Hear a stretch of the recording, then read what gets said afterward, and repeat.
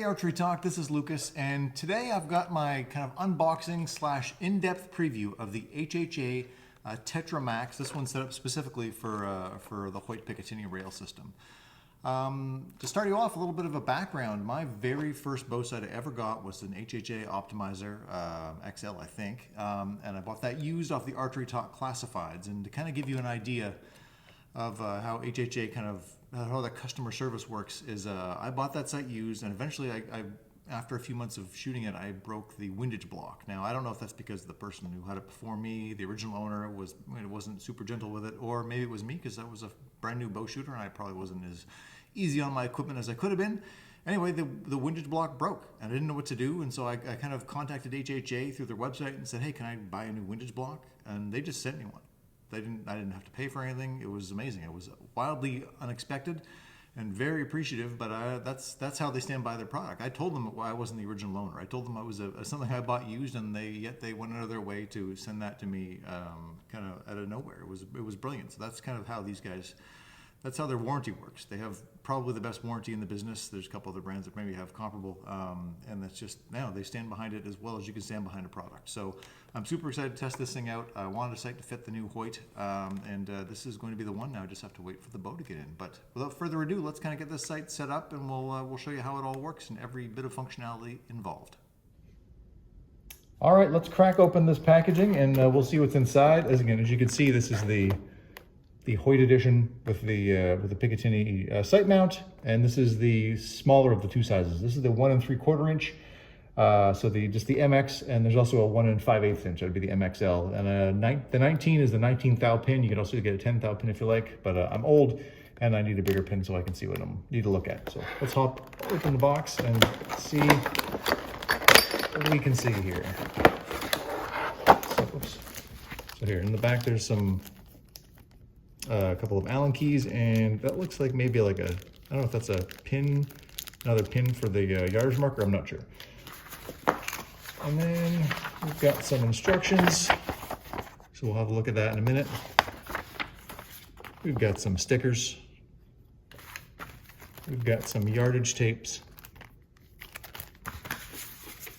And just some more info on the site. And we'll kind of dig into all of this. And just to see, the goal here right now is to see how everything works on this site. So you'll know what to look for when you pick one up for yourself. All right, let's get at the actual site now. So there's some parts in here. I'm not entirely sure what they are yet. Again, I have not used one of these in a while. This looks like it might be like for, if I had to guess, maybe that's for like a lens retainer, something like that. Could be wrong about that, but just trying to figure out how this works. And then there is that's like a adjustable rheostat, I believe. Oh yeah, you can kind of bring that in and out, get more or less brightness on that pin. It's again, as I recall, the HHA rheostats are quite like they're great kind of for getting good bright connection. I shoot in a club that's kind of dark, and a pin like this will come in very handy. Anyway, let's go in further. Here is the Picatinny mount, so that'll hopefully go on the front of the Hoyt when that comes in. If one doesn't come in, I've got another one I can shoot just to play around with. And then here is your yardage adjuster here. So the new sight tapes will go here, and it'll get set up just like that. And let's, I guess now the goal, I'm going to put this thing together. We'll come back in a second, and we'll go over all the adjustments. All right, so I did a little reading, and the way to kind of attach these, like the second axis block with a scope is to the part that goes on your bow, is we just have to loosen these two screws in there. So not a lot, just enough to let it fit where it needs to go. I'll show you that in a second. So I'm just gonna loosen these two screws, just a turn or two each. And that kind of gives, you can see makes a little space in here, and that should be enough now, in theory, to slide in through the bottom of this guy. There we go.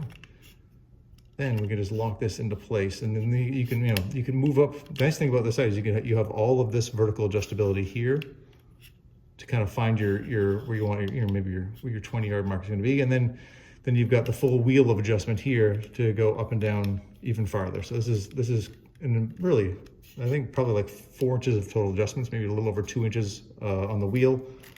Another 2 inches here. And anyway, after we get that on there, wherever we're going to put it, I'll just put it in the middle for now. I'm just going to snug it down. We do that, and now we have a complete sight. Okay, so now let's talk windage adjustment. And much like the vertical adjustment, this sight has kind of an insane amount of windage adjustability. And I might add, all of it is 100% toolless, which is fantastic. So first things first, this is our kind of our lock knob for windage. So we can loosen that one. And then here, you kind of push the scope in and out. So you've got, there's some, I don't know how well you can see them on camera here. There's some indents in here. So one, two, I think there's 6 of them, and then you can kind of pick your spot, just click it, go in the spot you want to be in. So I'm gonna put this kind of in the middle. We'll lock it down, and you could be ready to go from there. But if you want to start making micro adjustments, because these are larger adjustments that we just made on there, so you could loosen it again, and then you just turn the dial. And so you kind of go counterclockwise to bring it out, and you can kind of see the bar coming out a ways, and not a huge amount of adjustability here. You probably got maybe 1/2 inch or so, but it's enough to make those micro adjusts in between the bigger adjusts on the block in general, and then go kind of clockwise to bring it back to kind of 0 or the middle or whatever you're going to be. And then there's your windage. It's a lot of space and 100% toolless, and I love anytime I don't have to break out Allen keys when I want to make an adjustment at the range. So up next, let's look at second axis adjustability. We'll go to third in a second, but let's look at second axis for the time being. And this is very similar as it would be on most any site that has this kind of feature. There's 2 screws at the front, here and here. We're just gonna loosen them both slightly. Just the top one a little tiny bit. And then the bottom one is where the movement is. And you'll see you've got a little bit of left to right movement in there. And so you kind of, we'll do this obviously on your bow. And I will when I get this in, but for now, that's just how to do it. It's simple as that. So you kind of, try to get to the position you want. When I do this, I would always tighten down the bottom one, because that's the one that's technically giving you that left to right movement.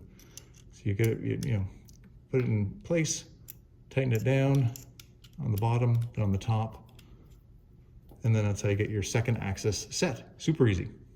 All right, now for our final kind of axis adjustment, that's gonna be our third axis. So if you're not fully aware, third axis adjustability is really, that comes in handy if you're a tree stand hunter. So if you're shooting down from like an angle, a more extreme angle, up or down, it'll make sure your arrow is gonna land where you want it to land. It's something that really should be set if you're doing anything besides kind of dead flat land kind of shooting. So this one has a lock screw here, so a set screw rather, so I'm just gonna loosen that. That's how you get started. And third axis kind of adjust the sight, kind of like side to side like this. But it's very small adjustments make a very big difference. So I'm gonna just undo the set screw, and at the side here, there's a little tiny screw. It's the smallest Allen key in my set. I'll put that here, and you can see this little indent, and this is basically, this part is going to get pushed in or pulled out of the sight. So I'm going to turn it here. I don't know how well this is going to show up on camera, but I'll do my best. So now it's kind of all the way out. You can kind of see see it coming out the side a little bit, and I'm going to push it all the way in now, and that'll bring it off to the other way. And now there's it's not sticking out. So it just moves, you're looking at like movement like this, and it can make all the difference for those kind of steep angle shots to have that set up properly. And you get yourself a good third axis level. Hamskea has a fantastic one that you can use on your bow. It's super small, easy to keep in your bow case. That's one I would recommend anybody get. And I've got one. I should probably do a review at some point. So I'll get to that in the coming weeks. Okay, let's talk sight tapes and how you can work with that in the HHA. And target archers among you will kind of know how this setup works. So first of all, actually, they've given you a magnified look here. So for old guys like myself, whose eyes aren't what they used to be, you can get a much better look at your yardage. But there is another option in the kit, as we kind of looked at earlier. It's just a regular pin setup. So you can pull out the magnifier and just use a regular, like a pin. So if you got better eyes than I do, that's the way to do it. It'll be super simple to take out. There's just a set screw holding it in, so we can take that out and pop this one in and be able to look at it just with a pin if we want to. Another interesting idea from HHA is that you can actually take this wheel right off. And so let's say you've got your bow set up for one arrow, maybe you're turkey hunting. So you got maybe a lighter weight arrow for turkeys, and you can pop that off and put in another block if you're going bear hunting or elk hunting or deer hunting. You want to shoot a heavier arrow. Maybe you got a 500 grain arrow you want to shoot. You can just pop this wheel off, put a new wheel on, and then you're good to go. You just got to sight in twice, but then you can go back and forth and use whatever area you want from day to day. It's a neat feature, and I don't know how much these wheels are. I'll look into that before I do the final review, but actually I'm a fan of that idea. All right, so speaking of of replacing this dial, I'm going to show you how to do that right here. It's super easy. So there's a set screw in there. Actually, first thing you have to do is make sure you're in the absolute top position on the sight. So remove the dial to the very top, and then take out the set screw here. So we're just going to take that right out completely. There we go. And then this thing will just pop off. And now's the time, if you don't want to take out the magnifier, you can put that in there and replace it with the pin. And then what I thought in there might be something that would hold on to like a lens thing, is actually a second wheel. So here's your second wheel. If you want to go and add on, make this for a heavier arrow, you put that wheel on, then put the other wheel on for your lighter arrow, or vice versa. And it's as simple as all of that. And then we just put it back on, put the set screw in, and then you're ready to go.